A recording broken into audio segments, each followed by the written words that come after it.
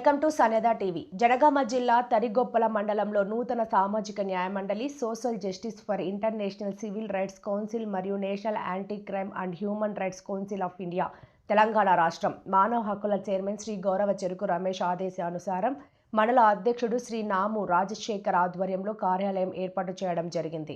SI గూగులో Sridevi విచ్చేసి మండలంలో ఏర్పాటు చేసిన సామాజిక న్యాయ మండలిని ఉద్దేశించి సమాజంలో ప్రతి ఒక్కరూ ప్రాథమిక హక్కులు ఉపయోగించుకోవాలి, ప్రతి పౌరులు అధికారులతో సహకరించేసి సమాజ అభివృద్ధి కోసం స్వచ్ఛందంగా ముందుకు వస్తూ సామాజిక సేవా రంగంలో నైపుణ్యాన్ని చూపించాలన్నారు. యువకులు మత్తు పదార్థాల బారిన పడకుండా ఉండాలని కోరారు. సమాజంలో ప్రతి ఒక్కరూ సమానం, చట్టం న్యాయం అందరికీ సమానంగానే ఉంటుంది.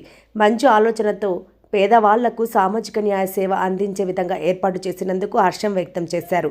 సమస్త సభ్యులను అభినందించడం జరిగినది. కార్యక్రమంలో తెలంగాణ రాష్ట్ర మానవ హక్కుల సభ్యులు, women cell working president Mylaram Padmavathi, secretary Sujatha, security department సభ్యులు ఇల్లందుల ప్రభాకర్, చరణ్, గణేష్ మరియు మండల నాయకులు, మాజీ ఎంపీటీసీ బ్యూఖ్యా జూమ్లాక్ నాయక్, ఉప సర్పంచ్ అంకం శ్రీనివాస్, కల్లకుంట్ల రాకేష్, రాజేందర్, ఎం రాజు, టి మధు, నేతలు Satya, S Raju, G Ravikumar, Akhil, S Kumar, Srikanth, media ప్రతినిధులు, కాలనీవాసులు పాల్గొని విజయవంతం చేయడం జరిగింది.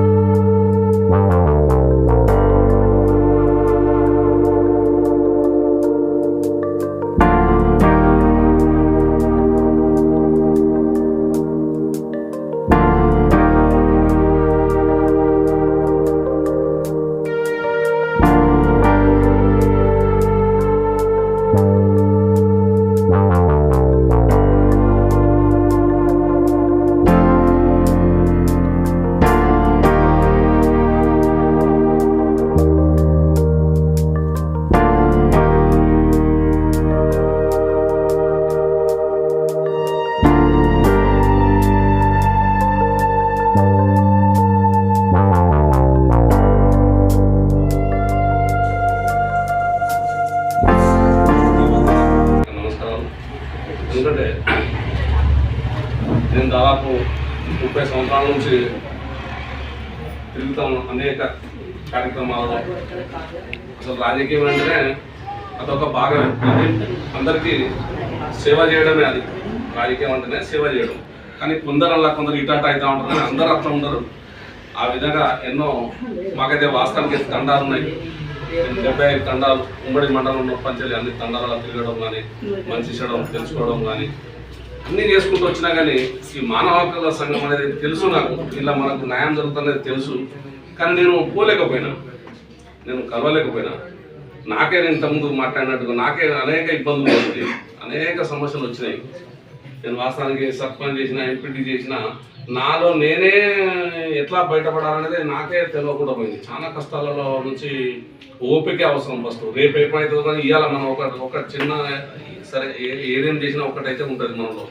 మనం పెద్ద కంగు తిని పెద్ద డిస్టర్బ్ కావాల్సిన అవసరం లేదనేది నా భావన. ఫస్ట్ వచ్చిన వాటాలు ఫస్ట్ మనం చెప్పడం, అలాగే ధైర్యం చెప్పడం, ఏం కాదని భరోసా అయ్యాడు. వాస్తవం ఆ టైంలో ఏదైనా తొందరగా అన్ఎక్స్పెక్టెడ్గా డిస్టర్బ్ అయితే వానికి ధైర్యం నింపే ఆలోచనలో ఉండాలి. అటువంటి ఉన్నప్పుడు మందు తాగడం కానీ, లేకుంటే బాయిలో దుంకి చావడం కానీ అటువంటి జరుగుతూ ఉంటాయి. మేమైతే చూసినాం. ఎందుకంటే మన సమయంలో ఎటుపోవాలో ఏమన్నది మనకి ఆపత్తి వస్తే తోయకుంటే ఒకసారి సర్పంచ్ అనే దగ్గరికి పోతారు. అక్కడ సర్పంచ్ వాళ్ళకు కోఆర్డినేట్ లేక అక్కడ సమస్య అవుతుంది. పోలీస్ స్టేషన్లో ఉంటే ఎస్ఐ గారు ఉన్నారు. ఎందుకంటే